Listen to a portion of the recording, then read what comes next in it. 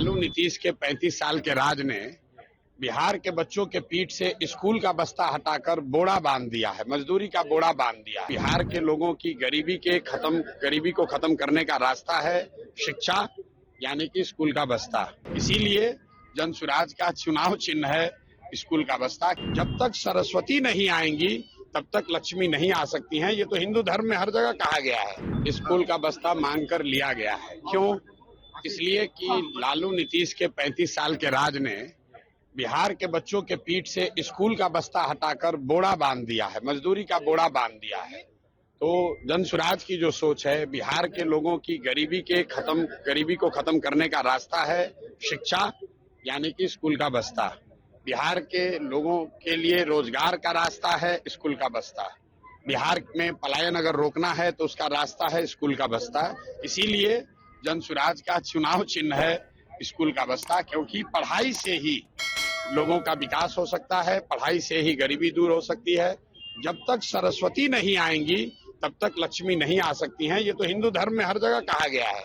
तो बिहार में गरीबी दूर करने का सबसे बड़ा जरिया है अच्छी पढ़ाई, और हम जन स्वराज की पूरा फोकस ही है पढ़ाई और रोजगार, और इसीलिए हम लोग का चुनाव चिन्ह भी है स्कूल का बस्ता। बहुत तेजी के साथ बिहार में जम्मू कश्मीर में माइग्रेंट लेबर की हत्या हुई है। मेरे भाई, ऐसा है, आज से 2 बरस पहले मैंने एक ट्वीट करके कहा है कि कहीं पर भी दुनिया में, आप कश्मीर की और गुजरात की और केरल की बात मत कीजिए, कहीं पर भी मजदूरों के साथ कहीं अगर दुर्घटना होती है तो आप मानकर चलिए कि उसमें कोई न कोई बिहार के घर का चिराग बुझना ही बुझना है। उसमें बिहार का कोई न कोई बच्चा सफर करेगा ही करेगा। यहाँ के नेता ये इतने बेवकूफ लोग हैं कि कहते हैं कि अगर बिहार का लोग नहीं रहेगा तो दिल्ली में कूड़ा करकट जमा हो जाएगा, दिल्ली में सफाई नहीं हो जाएगा, वहां व्यवस्था ठप हो जाएगा। मेरे भाई, दिल्ली में जाकर ठेला लगाना, दिल्ली में जाकर साफ सफाई की काम करना, वहां सड़क बनाना, ये कोई बहुत गौरव की बात नहीं है।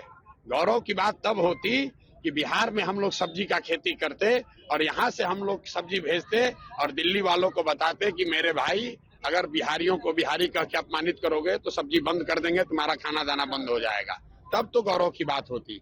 हमारे बच्चे जाकर अगर दिल्ली के सड़कों पर, बॉम्बे के सड़कों पर सब्जी बेच रहे हैं, वहां की सफाई कर रहे हैं, तो ये गौरव की बात नहीं है, ये अफसोस की बात है। लेकिन जो नेताओं का बयान आता है कि हम लोगों से ही बॉम्बे चल रहा है, हम लोगों से ही दिल्ली की व्यवस्था चल रही है, बिहारी नहीं रहेगा तो काम ठप हो जाएगा, ये गौरव की बात नहीं है, ये नेताओं की मूर्खता को दिखाता है। और ये दिखाता है कि 30-35 साल में कैसे लालू नीतीश के राज में बिहार राज्य में पूरा राज्य अनपढ़ों का और मजदूरों का राज्य बन गया है। हम लोग स्टील सीमेंट नहीं बनाते हैं, टीवी फ्रिज नहीं बनाते हैं, हम लोग कंप्यूटर नहीं बनाते हैं, हम लोग यहाँ से जवान बच्चों को मजदूर बनाकर पूरे राज्य में भेज रहे हैं। आप छठ में दुर्दशा देख लीजिए, किसी स्टेशन पर जाइए, बच्चे किस दुर्दशा में आ रहे हैं वापस अपने घर। कोई लैट्रिन में सोकर आ रहा है, कोई लटक कर आ रहा है, कोई जानवर की तरह ट्रीट किया जा रहा है। केंद्र में इनकी सरकार है, पटना में नीतीश कुमार बैठा हुआ है। इससे पूछिए एक आदमी को, मांझी जी आपके जो मंत्री हैं, पूछिए कि किस रेलवे स्टेशन पर गया है ये आदमी आज तक एक आदमी का मदद करने के लिए कि बिहार के बच्चों को आने की कम से कम व्यवस्था हो जाए। और ये लोग वोट मांग रहे हैं 30-30 साल से।